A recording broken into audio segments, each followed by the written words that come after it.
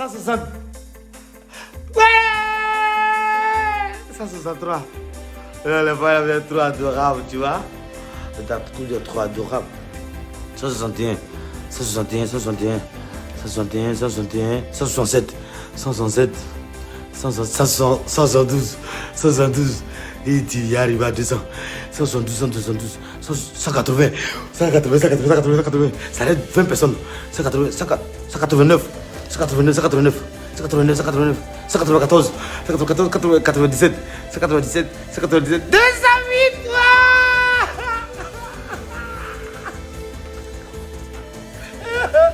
Je suis aimé, je suis aimé,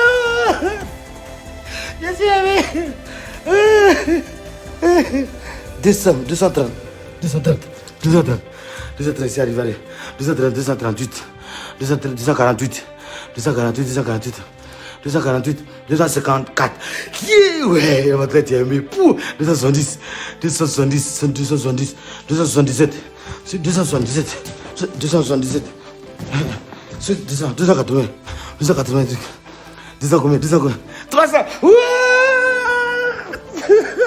280, 200 combien, 280, 334. Non, je suis célèbre. 248, je suis célèbre. Je suis célèbre. Je te jure, je suis célèbre. 250, 250, 257. Je suis célèbre. Au nom de Jésus. Attendez mon avis. 250, 200, 200, 200 combien? 200, 283. 283. 280, 280, 283. 200, 200, 200, 294, 294. 294, 400. Ah! Je devais Yoro. Yoro, Ramatule. Yoro, Ramatule. À combien? 400. Yann mon pantalon, Yann mon pantalon. Yann mon pantalon, ça ne m'arrange pas. Yann mon pantalon. Je deviens célèbre. 400. 400, 400. 446. 446 arrive à 500, Yann mon pantalon. 446. 400. 400. Quand tu arrives à 500, je vous jure, il y a mon pantalon. Il y a les en caleçon. 400, 440, 497, 497, 497, 500. Il y en a un 400.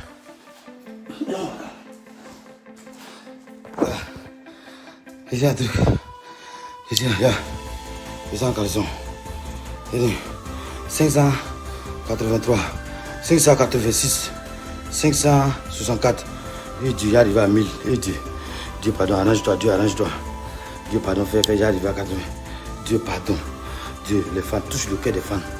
Yeah. Si il arrive à 1000, il y a mon caleçon. Yeah. Je serai koyo. Yeah. Je te jure, il y a mon bâton, il y a mon habit. Et c'est un petit caleçon. Yeah. Et Dieu, s'il arrive à 1000, s'il arrive à 1000, il y a mon caleçon. Et Dieu, s'il arrive à 1000, yeah. Ça a pété. Yeah. Yeah. Yeah, ça a pété. 600, 671, 611, 679, 688, 688, ça monte, arrive à 1000, il y a mon caleçon. 1000, 687, 600, ça t'est monté, oui, j'en crois pas, mais dans 700, j'arrive à 1000, S'il arrive à 1000, il y en a mon caleçon. Yeah. À 1000. À 1000. 1000.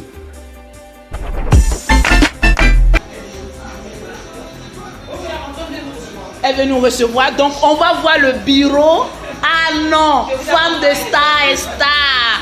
On rentre maintenant au bureau de Rafna. C'est le bureau de Rafna. Voilà. Bienvenue. Bonjour. Tiens, tu maintiens ça très bien. Ok. Voilà, un très beau film.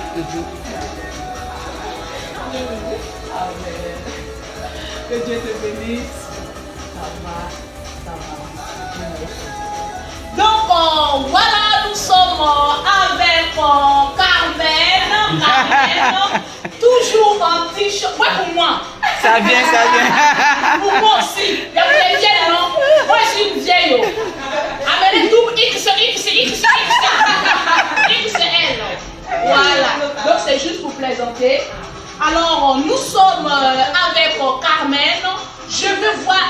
de partage. Qui est connecté sur ma page, s'il vous plaît? Si vous avez un Facebook, connectez-vous pour voir le nombre de partages, s'il vous plaît. Donc, je vais filmer moi-même parce qu'on n'a pas envie de voir ma tête et mon sale crayon. Je sais qu'elle est plus belle que moi. Donc, il faut que je quitte là pour ne pas qu'on dise vilaine Lolo Beauté. Quitte là, on veut voir Carmen.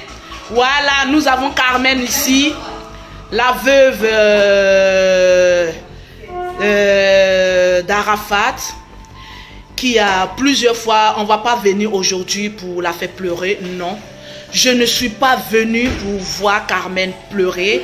Oui, elle a maigri, vous constatez avec moi. Elle a perdu du poids, c'est pas grave, c'est ce qui arrive. Tout ce que Dieu fait est bon. Tout ce que Dieu fait est bon.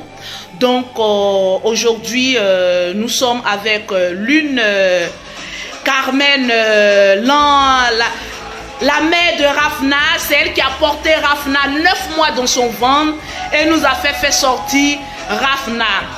Voilà, tout le monde est en train de dire tu as perdu du poids, tu as perdu du poids. Nous avons vu Carmen lors des obstacles, comment ça s'est déroulé. Alors aujourd'hui, nous avons devant nous une femme d'affaires, une entreprenante, un entrepreneur, voilà, génératrice d'emplois, parce que je vois plusieurs employés ici que Rafna emploie. Que Dieu te bénisse pour ça. Partagez au maximum, parce que s'il n'y a pas assez de partage, je ne lui pose pas les questions. Voilà, le fameux.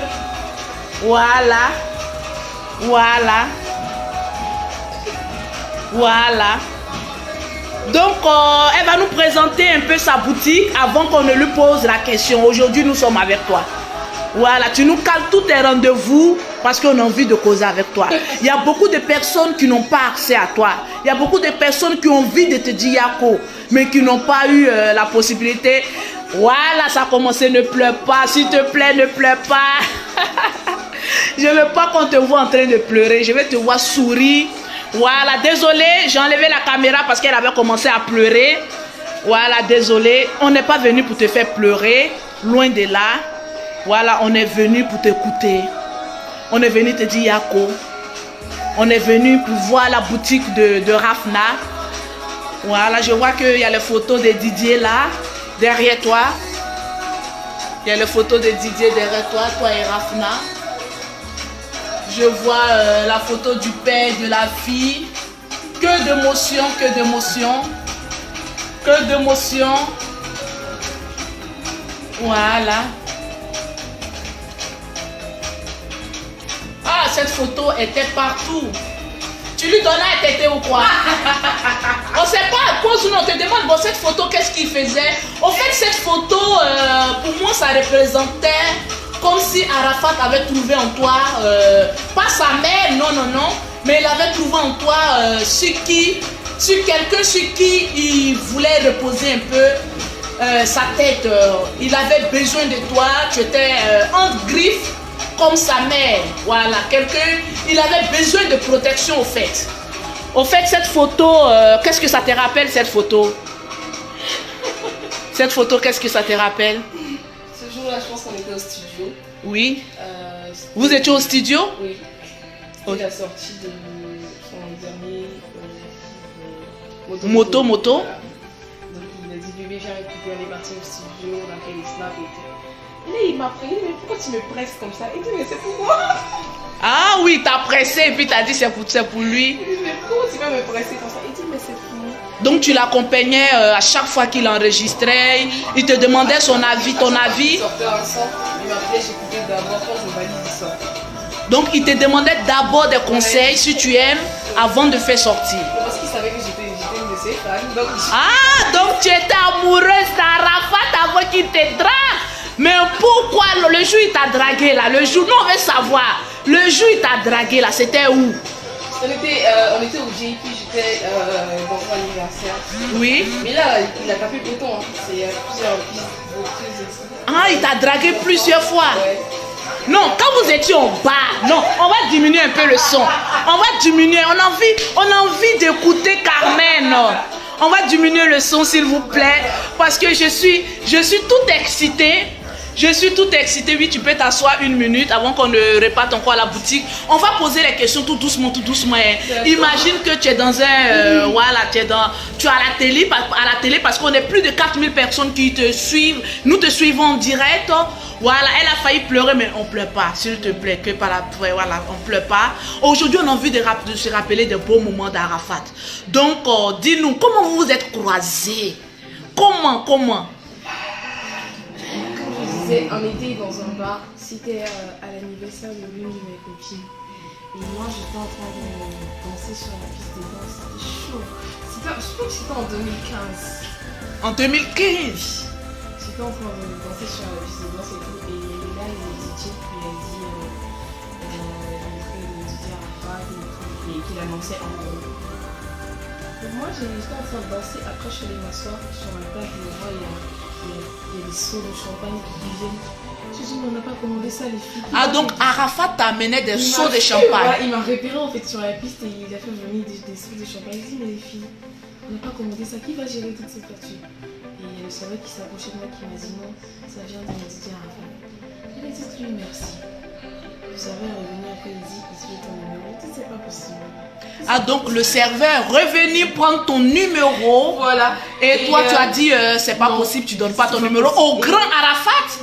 Justement, en fait, c'est ce qui a fait que... Et puis, cette scène-là s'est répétée peut-être 3-4 fois. On s'est croisés dans plusieurs coins. Et j'ai pas voulu lui parler, en fait, je l'ai nargué, tu vois.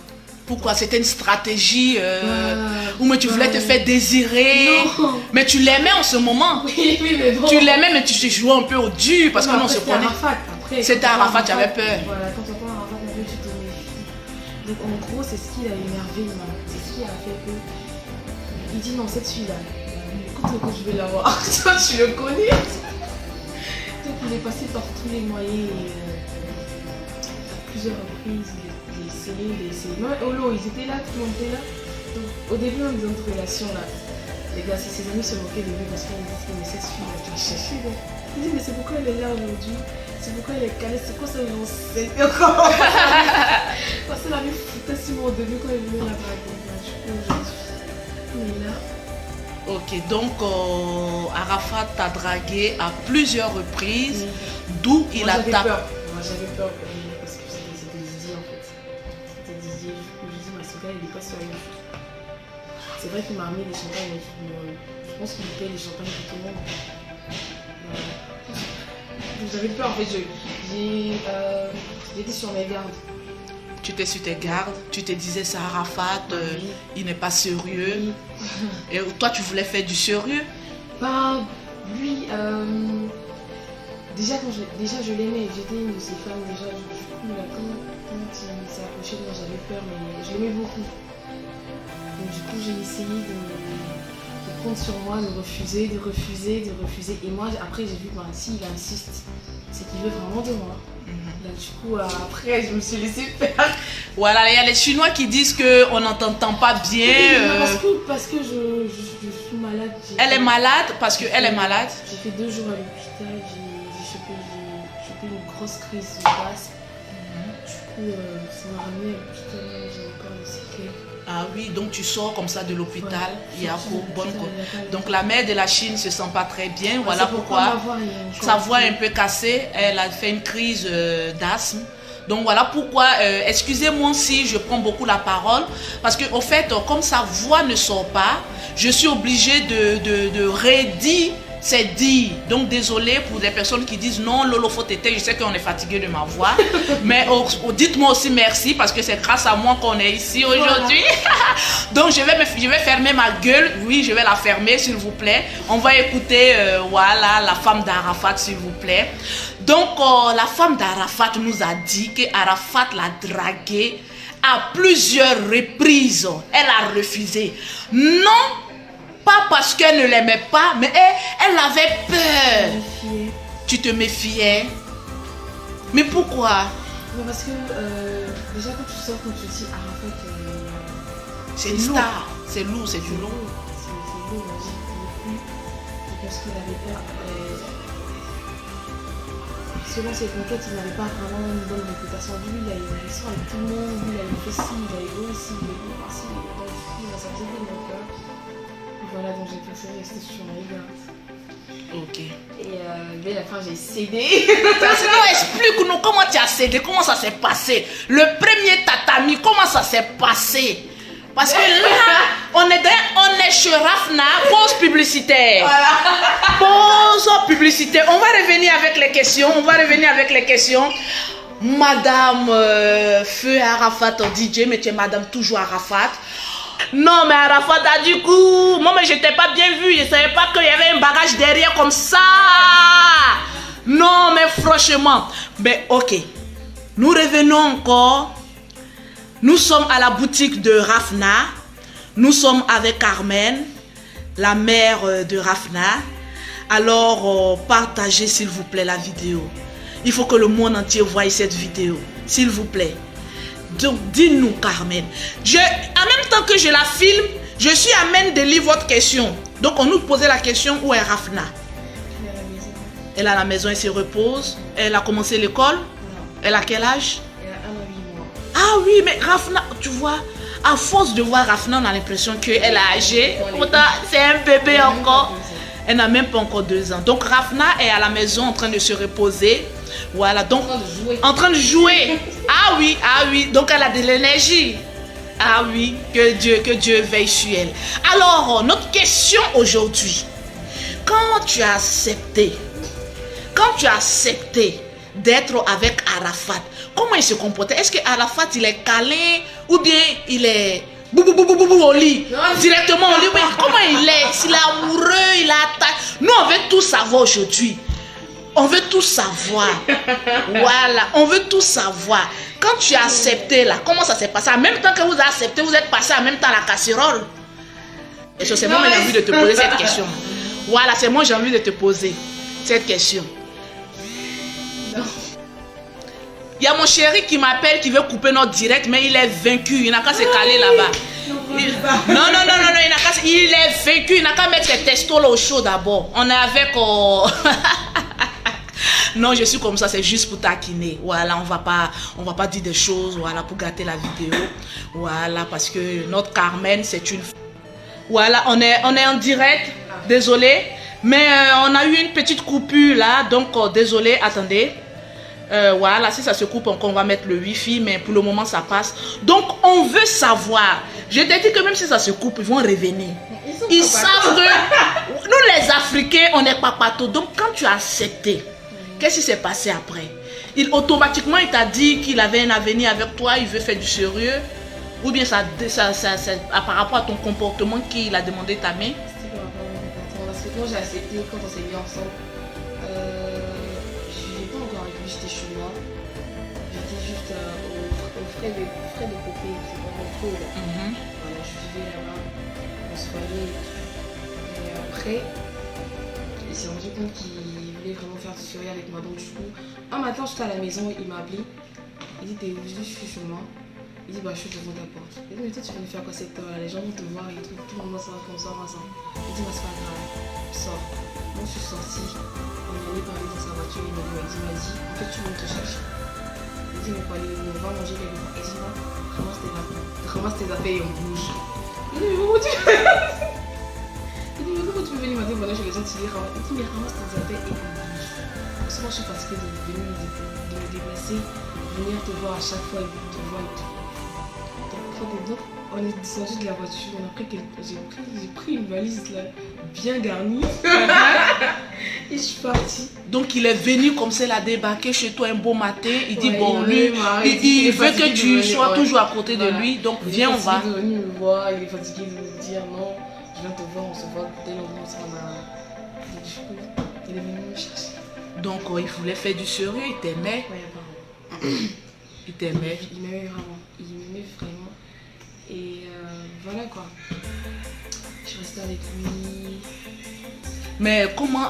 Parce qu'apparemment, les gens, nous on juge par ce qu'on voit dehors. Mais toi, tu as vécu avec Arafat. Tu amènes de nous dire quelle est la vraie nature d'Arafat DJ. Est-ce qu'il est comme ce qu'il montre sur les réseaux sociaux ou bien il est une autre personne? C'est quelqu'un de timide, comme je l'ai dit dans le live. C'est quelqu'un de très timide.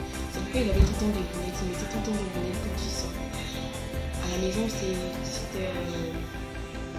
c'était le père parfait en fait. Waouh, c'était le père parfait, c'était le mari parfait. On rigole, on regardait son Goku. Son Goku, c'est là où... Claude est petit. Donc Arafat, le grand Arafat, c'est Claude des petits, lui il regardait. Mais c'est de là qu'il a enlevé son virus Sama, c'est de là qu'il a enlevé la chicane. Tous ceux qui regardent son Goku, ils vont savoir.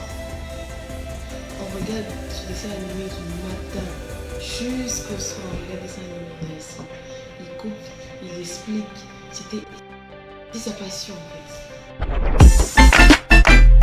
Bonjour, chers amis internautes, chers frères et sœurs, ivoiriens, non ivoiriens, chers amis africains vivant en Côte d'Ivoire, hors de la Côte d'Ivoire. Je suis Touré Al-Mustafa, président fondateur du mouvement Zéro Victime pour les élections 2020. Voilà, j'ai créé ce mouvement Zéro Victime. Depuis 20 ans, je fais de la politique. Je connais mieux la politique. Et l'idée est partie des funérailles d'Arafat Digué. Feu Arafat Digué. Pendant les funérailles de Feu Arafat Digué, paix à son âme, j'étais chargé de la sécurité. Pendant les obsèques d'Arafat Digué, nous n'avons enregistré aucune victime. Voilà, après les félicitations, l'idée m'est venue de créer, pourquoi pas pendant ces élections, zéro victime. C'est un grand moment que nous allons traverser. Les Ivoiriens ont peur. Je suis un homme de terrain, je suis un homme capable. Avec votre soutien, j'aimerais que vous m'aidiez. Je ne peux pas réussir seul. Au lieu de rester caché, me critiquer, ceci, cela, des injures sur les réseaux sociaux, je sais que je ne suis pas aimé. Mais cette mission, je peux réussir avec votre soutien. Venez, on va réussir ensemble pour que ces élections 2020 se passent dans la transparence, dans la paix, dans la stabilité, sans violence. C'est ce que je veux. J'ai toujours réussi mes missions. Je suis un homme de terrain. Je demande seulement aux Ivoiriens de ne pas me juger sans me connaître.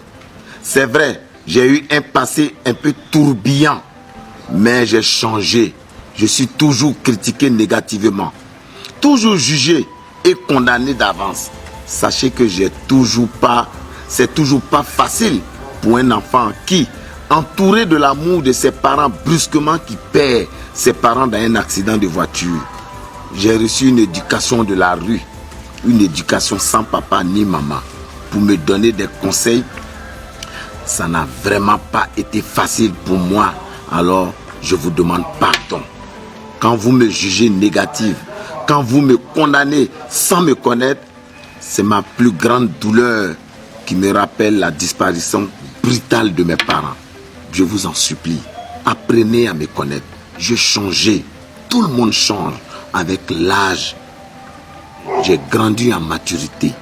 Je ne suis pas ce que vous pensez de moi. Je veux seulement le bonheur de mes frères et sœurs. J'ai aidé des milliers de personnes qui peuvent témoigner. J'ai beaucoup aidé des gens qui peuvent témoigner, qui peuvent vous dire, ceux qui m'ont fréquenté et qui continuent de me fréquenter, vous diront qui je suis réellement. Je vous en prie. C'est pas facile pour un jeune qui avait l'amour de ses parents, brusquement qui perd papa et maman dans un accident de voiture. J'ai grandi dans la rue, sans éducation. Je me suis éduqué moi-même. Je vous demande pardon. Apprenez à me connaître au lieu de me juger, au lieu de me critiquer, au lieu de m'insulter. Chers amis internautes, je vous aime. Je préfère m'adresser à vous. Je préfère vous sensibiliser parce que je me dis que vous êtes des êtres humains. On est tous des frères et sœurs. Quand vous m'insultez, je vous explique qui je suis. C'est parce que vous ne me connaissez pas. C'est parce que vous écoutez les ondits.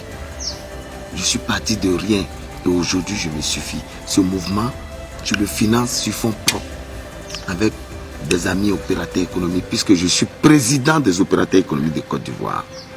Alors, intégrer le mouvement Zéro Victime et nous allons réussir ce combat pendant les élections électorales.